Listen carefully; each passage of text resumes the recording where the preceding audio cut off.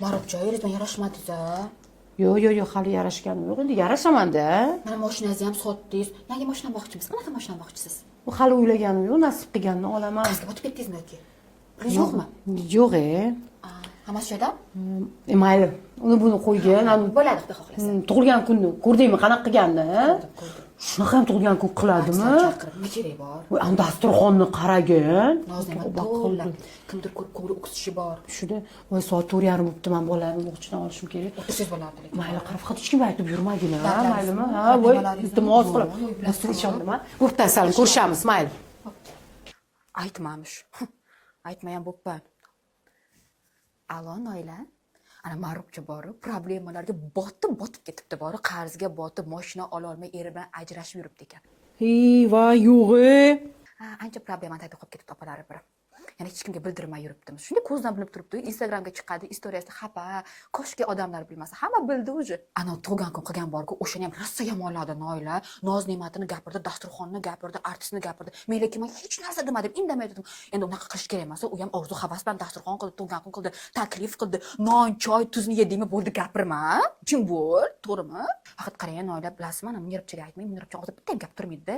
Oramizda qolsin. Sizga ishonganim uchun sizga aytayapman, xo'p? Hech kimga aytmang. Munirobcha-ku вообще bilmasin. Ha, amal keyin gaplashamiz. Bo'ldi, ishonavering. Bo'pti. Bo'pti, Salim. Dahshat gap bor, dahshat gap. Marobacham eri bilan ajrashibdi va nihoyat ajrashibdi. O'zi hamma gapirib yurdi, bilasizmi? Problemasiga botib ketibdi. Mashinani ham shuncha sotib yuboribdi-da, qarzga botgani uchun. Voy sharmanda. Pomom shu uyini ham sotib yuboradi-yu. Bizga aytsa yordam beramiz, Noila. Shuni ayting, yordam beramiz. Kep maqsadga aytadimi? Bizga aytsin. Shunga aytadi. Pul berardik, yordam berardik, tavba qildi. To'g'ri. Munirobcha 1 minut, hozir kelaman. Hozir 1 minut. Marobcha, shuncha problemangiz bor ekan. Nega bizga bir og'iz aytmaysiz? Menga aytsangiz bo'ladi-yu. Voy, qanaqa problema? O'zingiz bilib turib go'llikka solmang, qarang.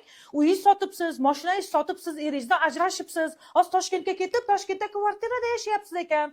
Erga tegyapsiz ekan boshqa yerga. Shuncha problemangiz bor ekan. Bir og'iz aytsangiz, o'sha uyingizni men olardim. Menda pulim bor edi-yu. Opa-singillarni ko'pchi, ne unaqa qildingiz? Tavba. Yo'q-e, yolg'onmi bular? Yo'q-e. Voy, xudo haqqi, men eshitdim hammasini, rost edi-yu. Voy tavba, menga shunaqa deyishdi.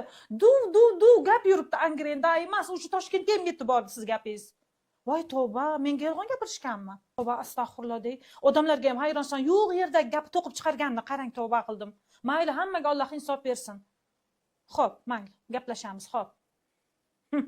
O'zidan jinnini yoqib olganini qarang, tavba qildim, tavba. Xuddi biz bilmaymiz go'yo, hamma bildi-yu o'sha.